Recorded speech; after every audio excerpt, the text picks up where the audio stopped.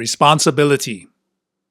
Fear and self-pity, which is the other face of self-importance, are a very strong part of the psychological structure of many people in modern society. Because of this, one of the most common ideas related to our past and what we are is that we and the life we live are the result of what other people have done to us. We are full of sentences that express that kind of fantasy, that we fail because what others have done to us. I am the way I am because my mother didn't love me enough. Hidden implication: it is my mother's fault that I treat you like trash. I become angry and intolerant because my father was too strict and punished me too often. Hidden message: blame my father for my beating my children as if they were punching bags. If I had not been so alone when I was a child, I would have been a better student.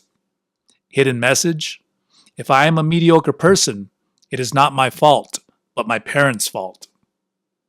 Or the opposite: I grew up with my grandma. She always overprotected me. She never let me do anything by myself. How can you develop with such treatment? Hidden implication: it is not my fault for being an alcoholic and a loser. It is my grandma's fault. In one way or another, there was always somebody else to blame for our flaws. That is why we are so attached to our past, regardless of whether we think our past was great or terrible. It is the myth of origin of what we are. It is the justification of our ego. What am I describing? What I am describing is the vicious circle of the modern person. It is the vicious circle of most of us.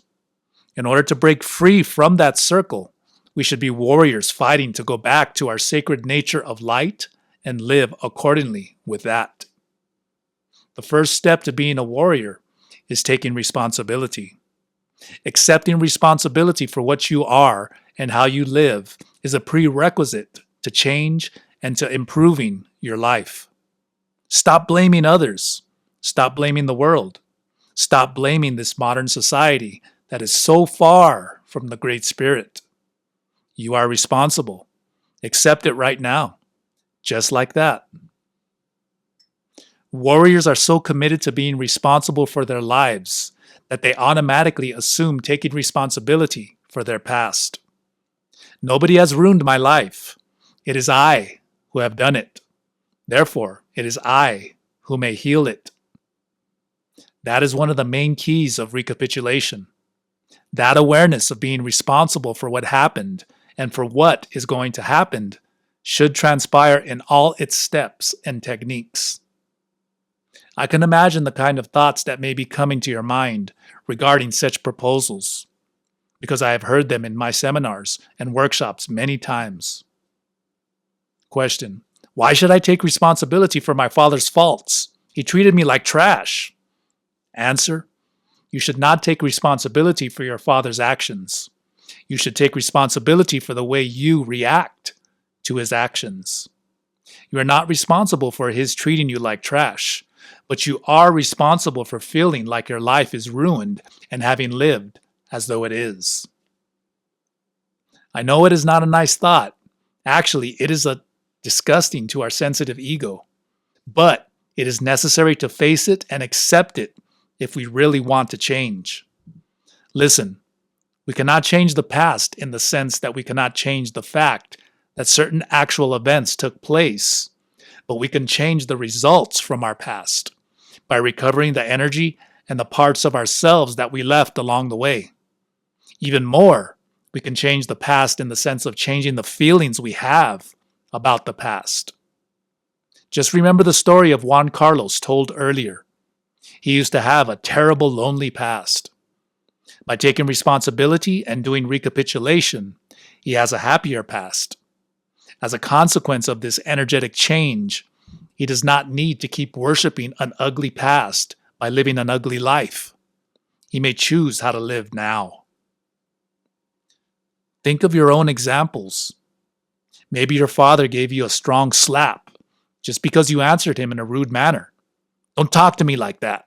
Slap. You must respect me because I'm your father.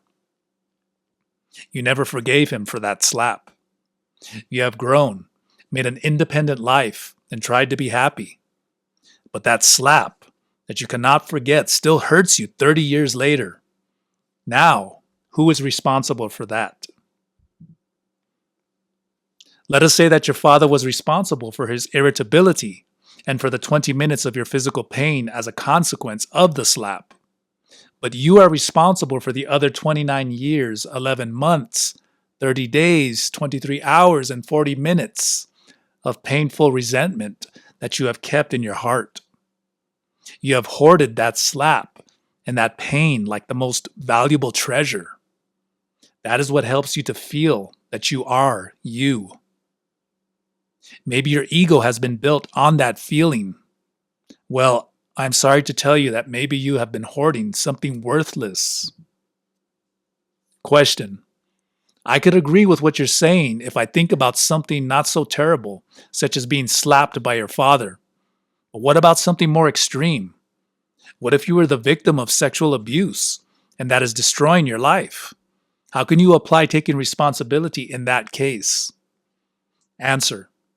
In an extreme case like this, it is very important to take responsibility to stop suffering. We all agree that being sexually abused is one of the most violent aggressions a human being may suffer. There is no arguing about that. The point here is this. Let us say that you survived that terrible experience. What do you do after having suffered the aggression? Are you going to leave the pain behind as soon as you can? Or are you going to keep it within you for the rest of your life? Are you going to be the victim for the rest of your life and maybe use that to justify your negligence to change? Let me give you an example that is even more extreme and show how taking responsibility makes all the difference in how negative circumstances are going to affect our lives. What event can you think of that is more horrifying than the experience of the innocent victims in the concentration camps controlled by the Nazis? Let me tell you about a doctor who was taken to one of those places of terror and under such extreme conditions took responsibility for his life. He suffered terrible tortures, and his life had no value at all to his warders. His body was reduced to skin and bones. He became a phantom of himself. But instead of abandoning himself to self-pity, he used his terrible experience to make a priceless discovery. He thought, well, here I am, nothing. I have nothing. They are doing what they want with me. There's no way for me to resist. Or there's one single thing they cannot take away from me: the right to decide how to react to what they are doing to me. I have the freedom to choose my internal reaction. They can take my life, but they cannot take the freedom of my spirit. As long as I stay alive, they are not going to defeat my spirit. So he thought, and so he did. While suffering life in the concentration camp, he started to study the reactions of both prisoners and warders in such extreme conditions.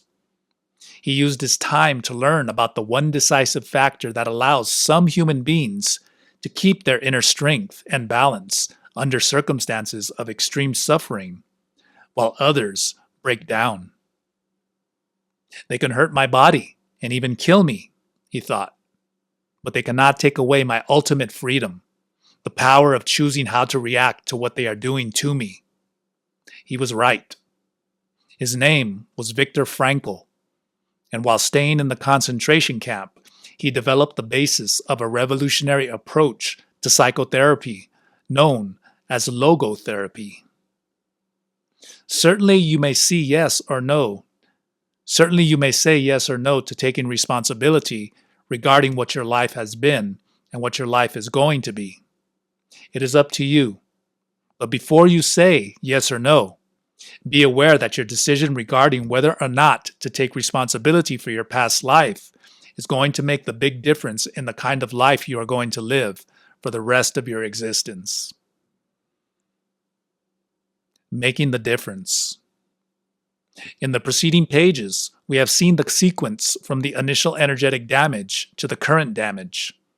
We have observed how that sequence takes place, both at the level of the energetic body and at the level of ordinary reality. Now let's see what happens when we reach the decision to make the difference by doing recapitulation. This decision and the consequent movements are no less than the decision to change our destiny. When we talk about fate, there is something handier than looking at the stars and planets to see what is waiting for us in the future.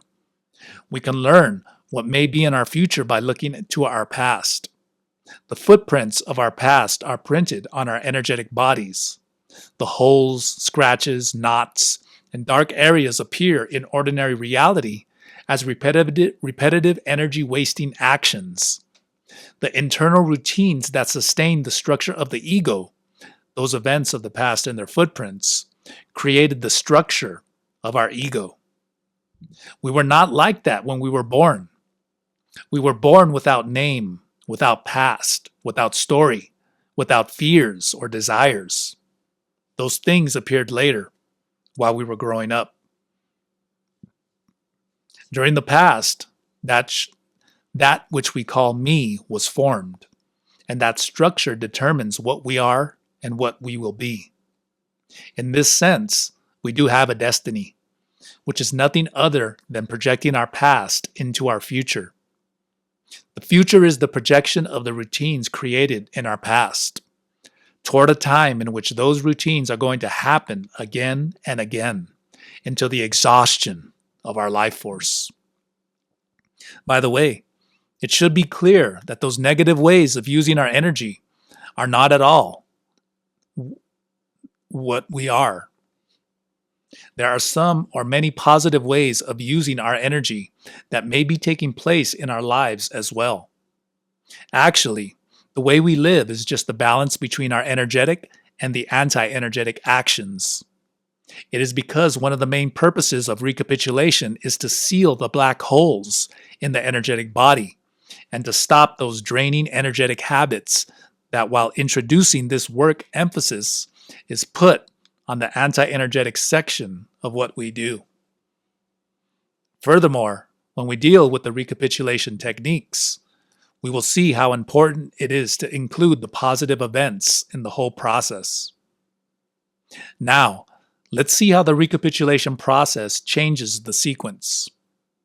Energetic completeness, emotional interaction, initial damage, energy wasting habits, current damage, weakening, dead from exhaustion.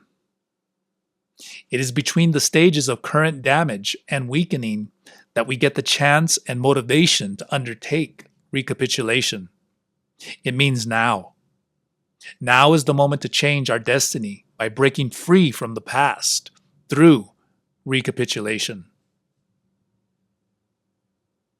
Basically, the liberating process could be seen like this. The new Toltec's alternative sequence. Energetic body process. 1. Energetic completeness. Ordinary reality process. Newborn state. Energetic body process number 2. Anti-energetic exchange. Ordinary reality process. Intense emotional interaction. Energetic body process number 3. Energetic damage. Ordinary reality process, emotional wounds, promises, energy losses, etc. Energetic body process number 4, behavioral change.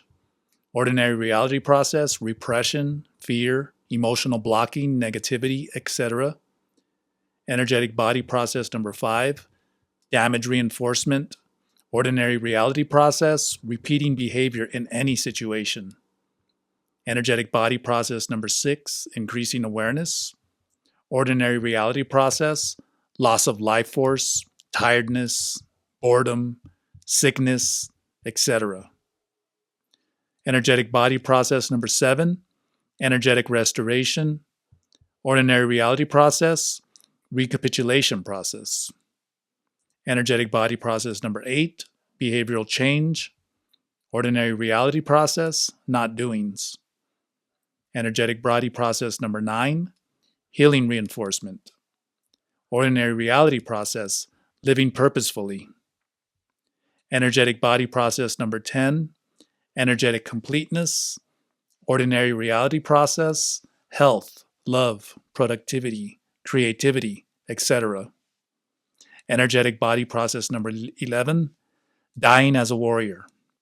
Ordinary reality process, natural death in state of health and power. Notice that stages 1 through 6 are the same as the ones on the earlier list of stages in the life sequence for average people.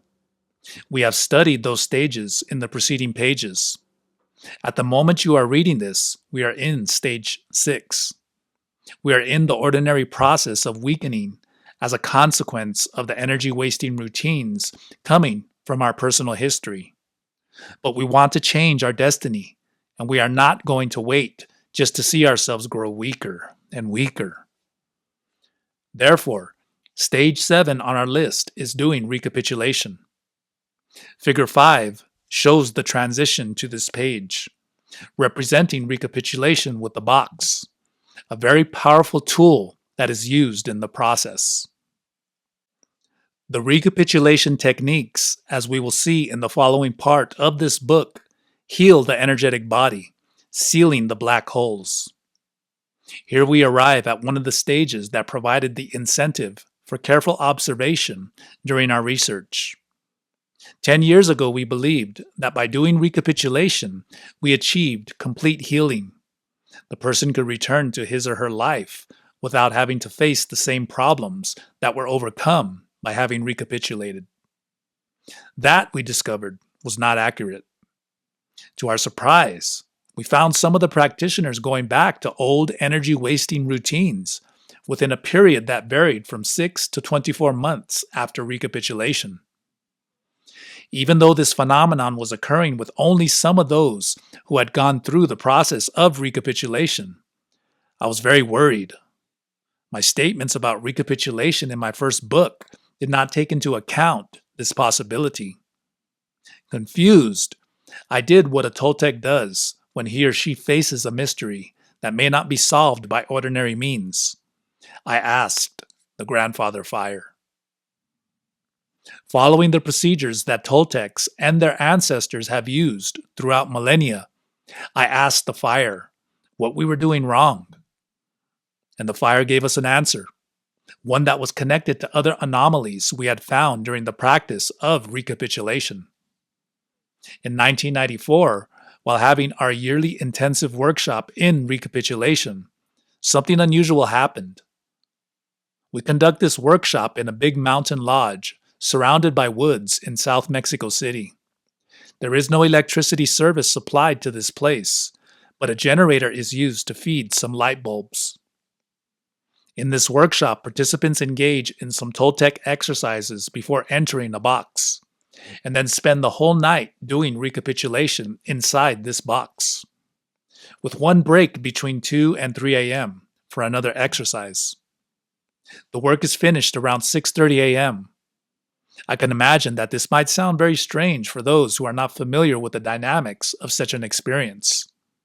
After looking at the practical parts, it will be seen that these kinds of procedures make more sense than they seem to at first glance.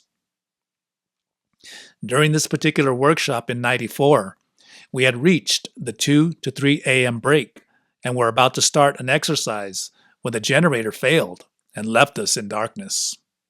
The coordinators went to check out what was wrong with the generator after saying to the group, "Wait a few minutes, please. We are going to see what is going on with the generator. Please stay quiet while we're gone." To our surprise, we returned after adding gas to the generator to find that the group was not respecting our direction at all. They were all talking about their experiences trying to recapitulate inside the box. At that time, we were in the first days of the work, when the process is a little bit more difficult and the participants are like engines that are warming up and have not yet taken off. In our absence, they were having an intense conversation about the process. Wait a minute. What are you doing?" I said. "Haven't I told you many times that recapitulation is a left side experience? And that if we engage in right side conversations, we're going to land in the right side, making recapitulation harder to achieve. I'm afraid we're going to have problems tonight because you have pulled your attention to the right side." I tried to refocus the group. Remember, we should cross from the right side awareness to the left side awareness to enter into recapitulation. Okay? Let's try to do the best we can. Next time, remember my instructions. The morning after, I discovered that something unexpected had happened. Everyone was very excited because the second segment within the box had been the most successful for them so far. I was amazed. That result contradicted the theory our practice was based on. The next night, I decided to conduct an experiment. During the 2 to 3 a.m. break, the group was asked to work in teams of 5 people each. What was the plan? To talk about their experiences, results, and obstacles in the recapitulation process, only this time on purpose. The results were amazing, but consistent with those of the previous night. The process improved. What was going on? During the very same workshop, the answer arrived. One of the regular practices of our workshop in recapitulation is the work with the oldest and most powerful of the Poderíos, the grandfather fire. It was during one of those nights around the fire when we were practicing Nenevieri, opening our hearts and asking for advice. Then the vision came. I could see what had been wrong from the beginning. One of the most impressive aspects of recapitulation is the experience of reliving past events. The box or whatever is around you disappears, and suddenly you are there reliving in the present what happened a long time ago.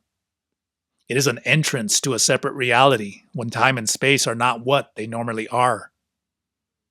This is possible to live with our ordinary right side awareness.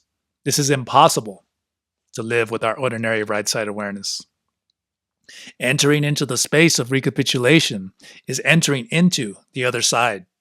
Because of that, I made every possible effort to move away from the right side in order to achieve what we called a deep state of non-ordinary reality named recapitulation. It seemed to be congruent, and it worked. Nevertheless, there was a problem. Something was missing. The right side. That was the message of Grandfather Fire. We are double beings, Tonal and Nawal. Both sides are always present. Both were present when we passed through those difficult events that we need to recapitulate. Both need to be present to achieve healing.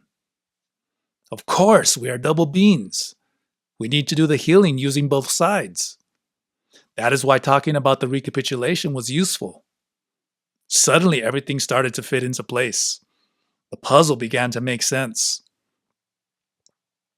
This was the first light for new discoveries in recapitulation. Later on, more and more pieces kept dropping into place. Seeing recapitulation as a left side procedure was a mistake. We are double beings, and the healing should happen in a whole way, connecting the two sides. Each side has its own resources, and both should be used. In the same way, we found a solution to the mystery of those recapitulation practitioners who, after completing their process, returned to old routines that were supposedly gone. When the initial damage was done, the two sides of our being were involved. Therefore, to reinforce the healing, both sides should be involved. Let us see. First, we were part of an emotional interaction that took place in ordinary reality, right side. Then we made an energetic command, left side. After this, we blocked the natural healing process by introducing a new energy-wasting routine, or doing, which takes place in ordinary reality. Both sides are present. Furthermore, if it were not for the persistent practice of the doing, our energetic body would heal the energetic wound by itself. Now, in the same way that the doing in the right side was a requisite to reinforce and make permanent the initial damage to the field of energy that took place in the left side, the practice of the not doing in the right side is a requisite to make permanent the healing of the recapitulation in the left side.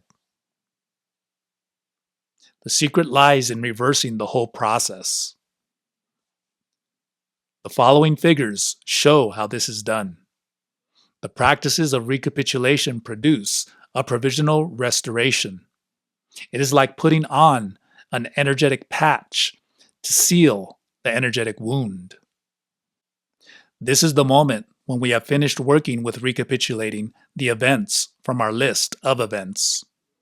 We feel relieved and stronger because we have stopped draining energy through the former holes in our energetic body. At this point, stopping energy-wasting routines is possible. We feel so happy that we may have the expectation that we are free from our personal history. But the process is not complete. In order to reinforce those energetic patches so they become permanent, we need to practice the purposeful acts of not doings, which are congruent with the recapitulation process. Liberated acts. Now is the time to go back to Mary's story. Let us imagine that she gets to the point of deciding to undertake the challenge of recapitulation in order to heal herself of her problem. She made the list of events and accomplished the work in the wooden box. She found that event when she promised to hide her feelings. She recapitulated the event and successfully accomplished the magical process of self-healing. For the first time since she was 5 years old, she feels relief and freedom. Now she is able to stop the painful routine of repressing the expression of her feelings. After doing this for the first time, her relationships begin to improve. She blossoms. But there is a catch in all of this. If she does not start practicing not doings right after having recapitulated the events of her life, chances are that after a period of time, she could lose what she has earned. While doings may be understood to be like those actions that are congruent with our personal history and reinforce the ego and this personal history, not doings, in general, may be understood to be like those actions that are not congruent with our personal history. Therefore, the continuous and careful practice of not doings tends to produce a destructuring of the ego, which leads to discovering what we are beyond the fantasy of the ego. Not doings, when done in a balanced way, produce freedom. In the context of recapitulation, the not doings are those actions congruent with the process of healing, similar to the way the doings are congruent with the process of energetic illness. In Mary's case, the doing was never to express what she felt.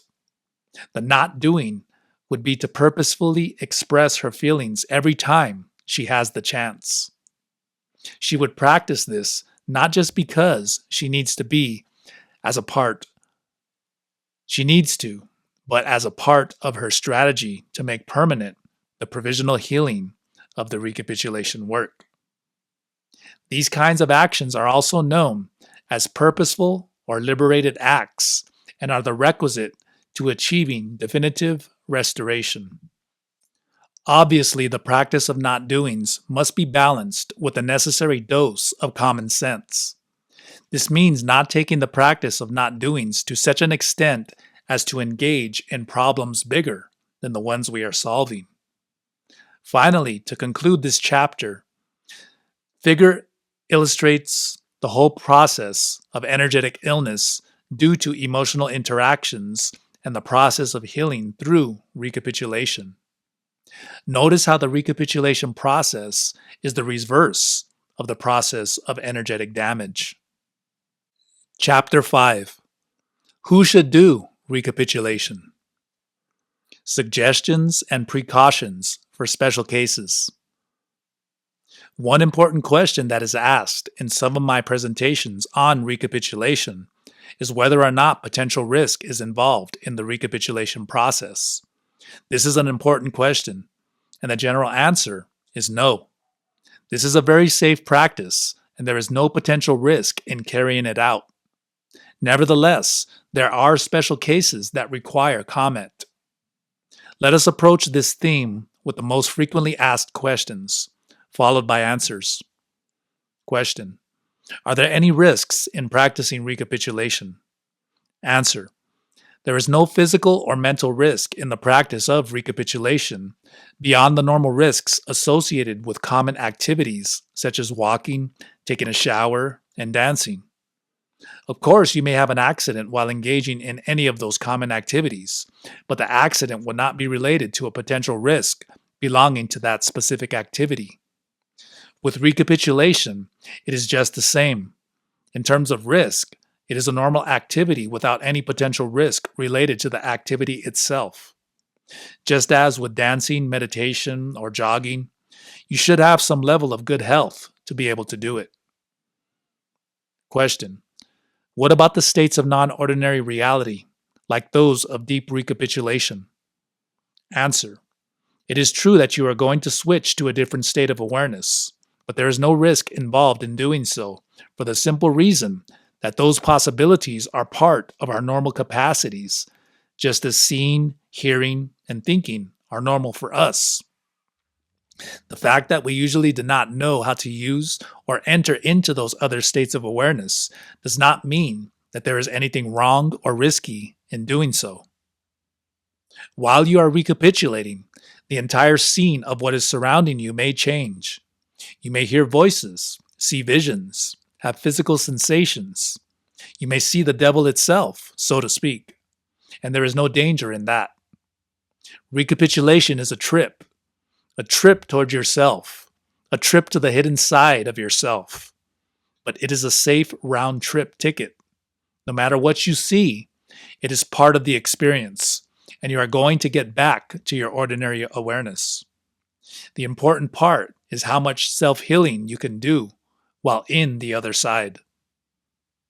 Question: is there any danger in spending a period of time that could be hours inside a wooden box? Answer: no, there is not, because you make your box with adequate air intakes. What you are looking for by entering a box is isolation from the world, so you may focus your whole attention on the act of recapitulation. There are other advantages as well that will be discussed when we get to the technical procedure for recapitulation. Question: who should practice recapitulation? Is recapitulation recommended for all people with no exceptions? Answer: in general terms, recapitulation as a natural process is going to be part of every single human being's existence. Actually, we have talked already about the recapitulation of a dying person and about spontaneous recapitulation. The specific practice of the techniques to recapitulate deliberately are recommended for almost everyone having a past and having an energetic body that has not always been treated in the most energetically healthy way. This means almost every adult in modern society. The only prerequisite is that you have no special physical or mental condition that could be inconvenient in terms of what recapitulation techniques involve. These would be exceptional cases, which I will describe below. Basically, recapitulation is not recommended if you are too sick or too healthy. Recapitulation is recommended for those of us included in what I call the pathology of normal people. Those who are not suffering extreme problems in everyday life, but who at the same time are dealing with a continual wasting of energy because of bad habits acquired in the past. Those who are far above or far under that normality would not urgently need recapitulation. Some of them could create more trouble by doing it. Let's discuss some specific cases. I'll begin with the ones on the happy side. Children. Children in general have a good energetic condition. So in terms of energy, the practice of recapitulation would be futile. Besides, the recapitulation techniques involve steps and procedures that require control and discipline, not in accordance with children's developmental capabilities. In the case of children with special problems, including those related to traumatic experiences of their past, it should be clear that we have not researched the use of recapitulation in this group. Therefore, my view is that there is not enough evidence yet to recommend practicing these techniques in a safe way with children. Future research may provide new procedures in this field. Teenagers. I have had a few cases of adolescents practicing recapitulation with some success. Most of the time, however, it is not that effective for the following reasons. Some of these young people are in very good energetic shape because they have not suffered from significant emotional traumas, so there is not much they need to recapitulate. They have had a good life from the energy perspective. Remember that old saying, if it's not broken, don't fix it. The other extreme is also possible. One of the existential diseases of modern Western technological societies is what I call the decrepit youth syndrome. I have seen many young people, under or around the age of 20, whose energetic condition is similar to that of a very old, sick person. Their bodies are so tired and weak. And the worst part is that their souls are old, sick, and tired as well. In most cases, these young people have been passing through extremely difficult situations related to family disintegration, solitude, drugs, violence, and so forth. My experience with these kinds of cases has been that some of them helped themselves through the practice of recapitulation, while others were still not ready. Maybe there was too much anger inside, preventing them from seeing where the enemy was. Maybe they still wanted to explore everything, so they did not feel like focusing and committing themselves to a single practice. Recapitulation is not the kind of healing practice that I have found appropriate for these kinds of people. I have found it more useful to invite them to participate in some of our other workshops, where physical activities and adventures are included, such as our workshops in the woods, jungle, and desert. Healthy tonals. I use this expression to talk about those kinds of special people who have found their own way to live, using their energy in a very healthy way. I am talking about those few who did not fight with life, but dance with it. Let us say that they do not have significant energetic injuries in their energetic body, or if they had them, they have already healed them. For these happy, creative, and productive people, recapitulation is not an urgent matter, but instead a pending issue. Nevertheless, there is no way to know what is going to arise during recapitulation. Hence a word of caution. Sometimes the attitude that I am great and I have a great life is the mask of a gigantic lie. In these cases, recapitulation is a matter of life or death importance. But let us suppose that we are talking about those who have no big problems coming from their past. Maybe they are having a happy, healthy, and intense life, but they are not perfect. It is not possible to have everything under control all the time. Sometimes things go wrong, and we need to recapitulate specific events. For them, the last techniques of this book related to recapitulating single events could be useful. Now let us see when recapitulation is not recommended due to special problems. Those with mental disorders. One of the things that recapitulation does is to alter the perception of the practitioner. Actually, one of the major problems of people nowadays is living under the fixation of just one way of perceiving, which is controlled by the ego. Therefore, part of the methodology in all my work, in general, has to do with ways of taking people away from normal perception. The idea is to take them to the other side, so they can get the perspective to balance the incomplete vision they usually have. Now, what happens to those people with mental disorders whose perception is already altered? What if we take them into practices that intend to alter the perception? The result is that they can become even more confused and lost. This is why I say that recapitulation is not recommended for people with mental disorders. What they need is not an altered state of awareness, but to find their way back to normal perception. There is no reason to move the carpet under their feet. because the carpet under their feet is already moving too much.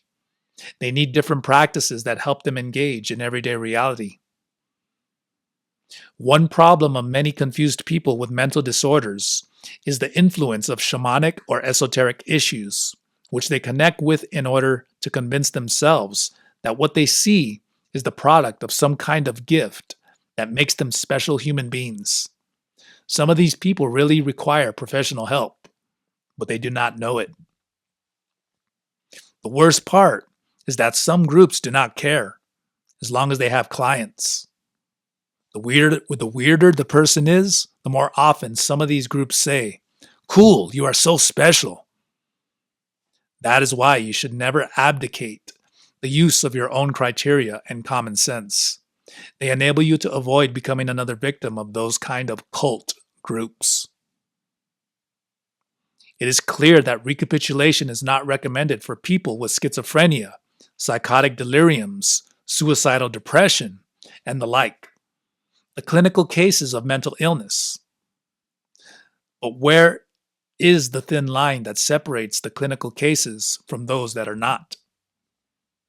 Many people ask questions such as, "I have been receiving medical treatment for depression, but now I am okay. Can I do recapitulation?" Or, "I am under psychiatric treatment and taking pills. Is recapitulation recommended for me?" There is no way to provide a general answer for these and similar questions because each case is different, but there are some helpful guidelines. If you are passing through an intense depression or having recurrent suicidal thoughts, recapitulation is not recommended for you. This is different from the people who say, "I am depressed," meaning they are worried or upset in relation to temporary problems in their life. For those people, recapitulation is okay. What we are dealing with is the distinction between the word depressed in the vernacular sense, meaning basically to be worried, and the medical concept of depression, which implies a series of symptoms, is chronic, and includes organic disorders. So my general answer to the questions mentioned above is ask your doctor. Explain to him or her exactly what you would be doing during recapitulation, and the doctor will give you a more precise answer as to whether or not this kind of practice is safe and suitable for you. Drug users. For reasons similar to the ones that apply to people with mental disorders, recapitulation is not recommended for people involved with drugs. I'm not talking about those who have used drugs at some time in their life, but rather about regular drug consumers. Drugs alter perception in an uncontrolled way. An individual using them with some regularity has his or her perception altered, whether or not that person is aware of it. The harder the drugs, the higher the risk involved in practices for the left side. People using drugs are straddling a delicate line, which I call the point of no return. Our mental health is a fragile system that is not invulnerable. I must say it loud and clear.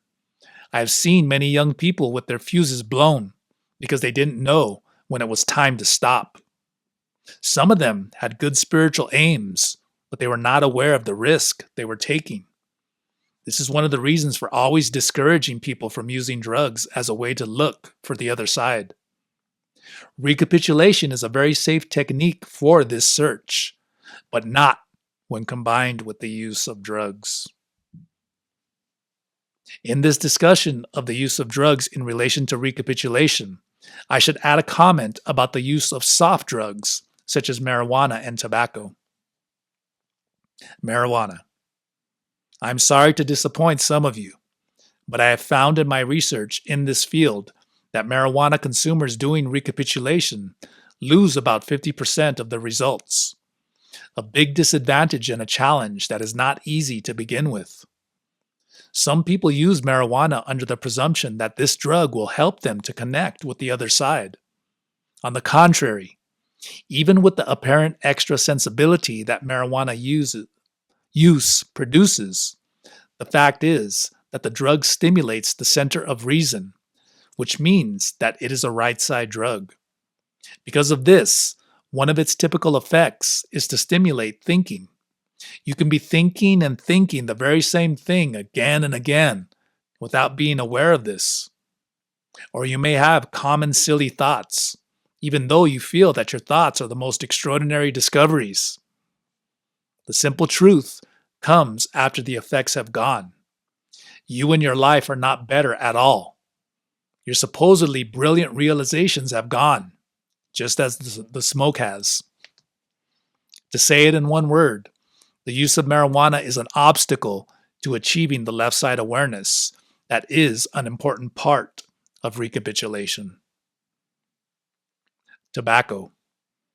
Even though tobacco does not stimulate the mind as marijuana does, its effects on the breathing process makes its use almost catastrophic for recapitulation. Those who use tobacco during the recapitulation period lose between 20 and 50% of their results. Breathing is one of the magical tools used for restoring our energetic body. If our breathing system is blocked because of nicotine, there's not much we can do to succeed in the recapitulation process. If you are interested in recapitulation, but you are an occasional or frequent consumer of marijuana or tobacco, you should stop using them.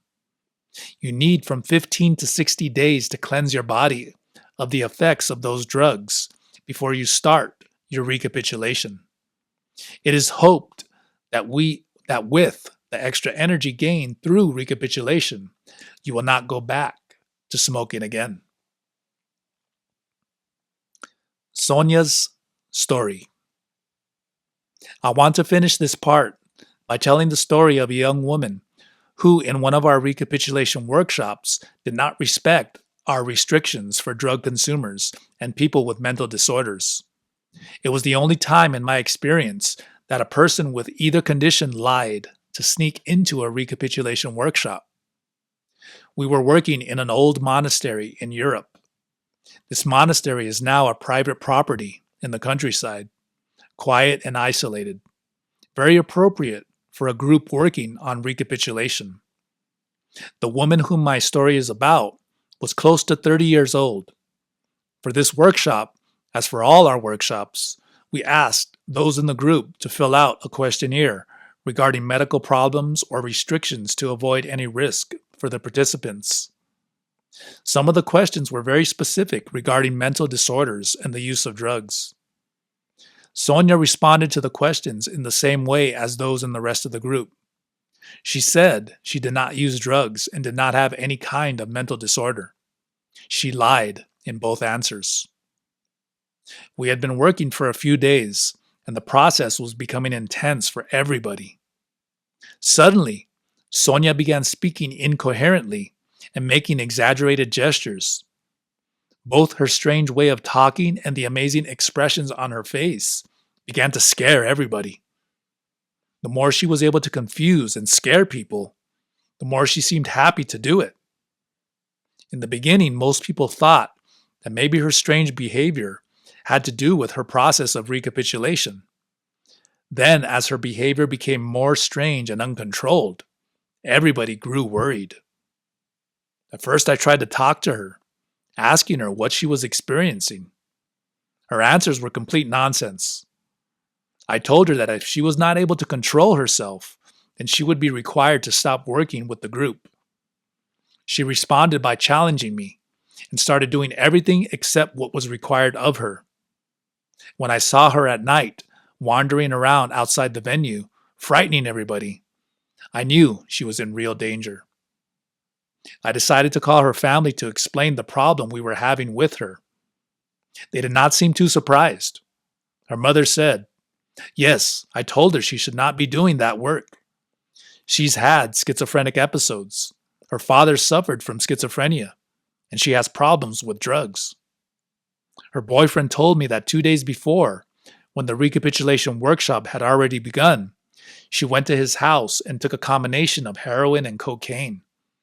He had tried everything to make her stop using drugs, but with no success. I asked him to come and pick her up, But he said, I can't do that. She is stronger than I am, and I can't control her. Oh Lord, I thought, we have problems. Has she been under medical treatment? I asked. Yes, I can give you her doctor's telephone number. So I called the doctor, and he said, listen, according to what you are describing, she is experiencing a schizophrenic episode, probably caused by the drugs, not sleeping well, and the physical exercises you're describing. She's had these kind of problems in the past.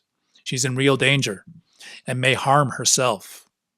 What you should do is take her to the nearest hospital as soon as possible. She's not able to understand what's going on with her right now. So she's not going to accept leaving. You should take her to the hospital by force. He repeated, she's in real danger. I certainly did not like what I heard, but there was no way to escape. I accepted my destiny and committed myself to doing my best to protect her and to protect the group. My old friend and collaborator, Manolo, was there with me. We divided the work. I was going to continue working with the group while he would do the hard part, take Sonia to the hospital, using force if necessary. I took the group to the house of a group member while Manolo remained at the monastery, trying to convince Sonia to rest, to see her family, or to see her doctor. Nothing seemed to work. When she heard the word doctor, she became furious and cursed Manolo. So he started with plan B, to stalk her and trick her in some way in order to take her to the hospital. He was trying not to have to use plan C, physical battle with the strong Sonia. Manolo's additional concern has to do with the revelation from Sonia's mother when we were talking about her daughter. Sonia's boyfriend had AIDS. What if she bites me? Manolo thought. Anyway, being the impeccable warrior that he is, Manolo accepted the challenge he was facing. Since she had rejected all his invitations to go into the nearby city for breakfast, Manolo said, I'm so hungry, but I don't know what to do. Victor told me to stay with you at all times, so I can't go for breakfast. That seemed to touch Sonia, because she said, I can accompany you while you have your breakfast. So they left. After they got out of the car, Manolo pretended to be looking for a specific restaurant where they made exquisite fried eggs and rejected all the other restaurants they passed. He was actually walking closer and closer to the hospital while distracting Sonia with a story about the restaurant. When they finally came close to the main door of the hospital, Sonia discovered the trap. She tried to run, but in that moment, Manolo was right behind her, ready to act, and he firmly embraced her. She resisted and tried to fight for a few seconds, then relaxed her body in the next moment. He carried her for a few yards to where hospital personnel were ready to receive her, having gotten a call from her doctor explaining the situation. Inside the hospital, a friendly female doctor met Sonia and took her into an examining room. Sonia gave Manolo a last look of hatred and disappeared behind the door. For some time, Sonia hated us. Months later, however, she sent a letter to our offices in Mexico, expressing thanks for the loving way we had protected her when she was in trouble. This was the only time in 20 years of workshops and 12 years of recapitulation workshops that we have had a situation like this. I include Sonia's story here to make very clear the importance of not entering into practices for the left side when mental disorders or the use of drugs is involved.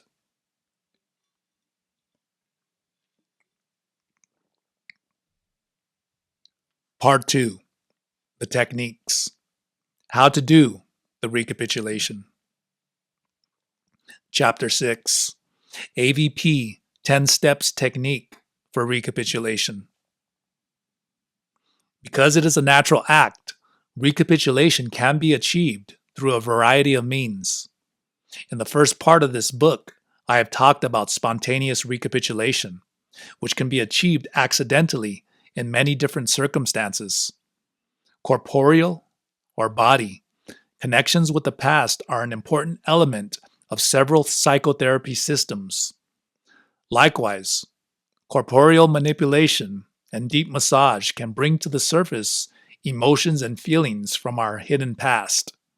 Catharsis techniques using painful physical postures or techniques of dancing or jumping in a rhythmic and continual way may also lead to reliving emotions that have been repressed for a long time.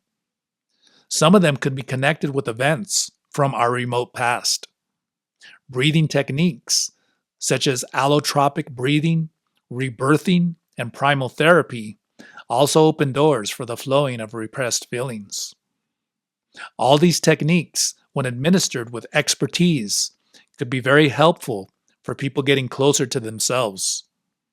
Nevertheless, none of these techniques systematically addresses the spectrum of relevant events of our past in a very precise way and through an integral process to heal the energetic body. Some of them are very good at breaking out feelings, others in calling forth memories. Some are useful for temporary relief of an emotional pain carried for a long time. Most of them are too focused on the intense, explosive expressions of emotions, without having a detailed and complete plan to handle on purpose the subsequent stages of a process of healing. When this happens, the individual who is very impressed by the intensity of the emotional expression has the expectation that this is enough for overcoming the problem. Later on, that person discovers it was not enough. Something was missing. It is my view that recapitulation is the most complete technique ever developed to heal our lives systematically from the damage we are carrying from the past. My first design of the technique, Recapitulation in a Box, as presented in my book, The Teachings of Don Carlos, was a free interpretation and recreation based on the technique of recapitulation presented in the 6th book of Castaneda, The Eagle's Gift. The technique presented in that book was the outline by which I was inspired to create the first version of the recapitulation technique, which was used in our research in that field. This first version of the technique was based on 3 main elements: a list of events to recapitulate, a wooden box in which to recapitulate, and a set of 2 different kinds of breathing related to recovering or releasing energy. The outline of the procedure was to recount in writing all the events of your past, with the result being the creation of a list of events that would be useful to achieve 2 main goals. 1, to force the body to remember. 2, to serve as the travel guide for the subsequent recapitulation exercises. Once the list was done, the next step was to build a box of wood with a door for entering. Inside the box, the practitioner would begin remembering the events included on the list, focusing on the feelings that were present during each event. Finally, to fix the energetic damage generated from that event, the practitioner would use special techniques of breathing designed for that purpose. Through the years, we have developed all the detailed steps and requirements to do the recapitulation. For instance, the duration of recapitulation sessions, the most appropriate place and time to do them, how to organize the events, what to do inside the box, and exercises to be done before and in between recapitulation to push the body to remember. Actually, what started as a basic, simple process has developed into a very complex, articulated, and sophisticated program of work. In the beginning, we saw recapitulation as a series of procedures focusing on the left side of awareness. Now we are dealing with a process that integrates the 2 sides of our consciousness. All the steps of the old technique have been completed and refined with the inclusion of parts that were missing in the beginning. Aside from the 3 main elements mentioned above, some others of great importance have been incorporated. Procedures and suggestions to elaborate on the list, specific steps to be carried out inside the box, techniques to solve obstacles on the go, What to do after the work within the box. How to apply and reinforce the results of the experiences within the box in everyday life. As has been shown, the work after the box is one of the most important elements of the whole recapitulation to support and consolidate what has been achieved with the list and within the box. In this new vision, the elements of recapitulation could be divided into two series as follows. In this list, we may notice that the work of recapitulation includes areas to be done from the right side awareness and others to be done from or in left side awareness. This means that instead of trying to complete a process based only in the rational mind or focused just in the magical procedures, we are going to cover both sides, which is in keeping with our nature as dual beings. In relation to the recapitulation techniques, it has been said that rituals are not necessary or even convenient for modern people. It has been said that rituals belong to ancient times and are not required nowadays. It has been said that rituals simply darken the process. A comment here to refute these ideas is appropriate. Rituals are, in fact, related to the left side, the side of silent knowledge. Their purpose is to focus our attention so we can connect with the otherness. Looking for the contact and reconnection with our other side is an essential part of our process of reintegration. Therefore, the practice of rituals is a useful means that helps in achieving that purpose. It is absurd to relate these rituals to dark visions or fantasies about black sorcery. A balanced and powerful ritual requires deep concentration and a sense of openness either to what is out there, the universe of fields of energy, the big poderios of the world, or to what is inside us, the inner space, the hidden memories of the energetic body. And sometimes it requires an openness to both. What makes rituals so useful in some moments of the work is their capacity to help us cross from the rational mind to the more open space of silent knowledge. Sometimes imitating rituals that belong to practices of indigenous peoples is not a good idea because many of the elements of the rituals are connected with their cultural background and their way of life. For instance, the Wirarika, the indigenous people with whom I am connected, are peasants. The farming cycle is present in some of their rituals. We in the cities may also be peasants, but we work in offices, factories, institutions, schools, and so on. Consequently, our rituals should be connected with our own world. That is why we have been working to create a translation for some of the rituals and procedures we have learned among the Wirarika. And it works. Finally, like procedures to focus our attention, rituals don't need to be bizarre. Simplicity, sobriety, and heart are the best qualities of a ritual among the new Toltecs. The whole process is ordered as follows. 1. What you do before working in the box. Example, the list and building the list. 2. What you do inside the box. Example, procedures to work on each event on the list. 3. What you do after working in the box. Example, incorporating the results into your everyday life and reinforcing the healing.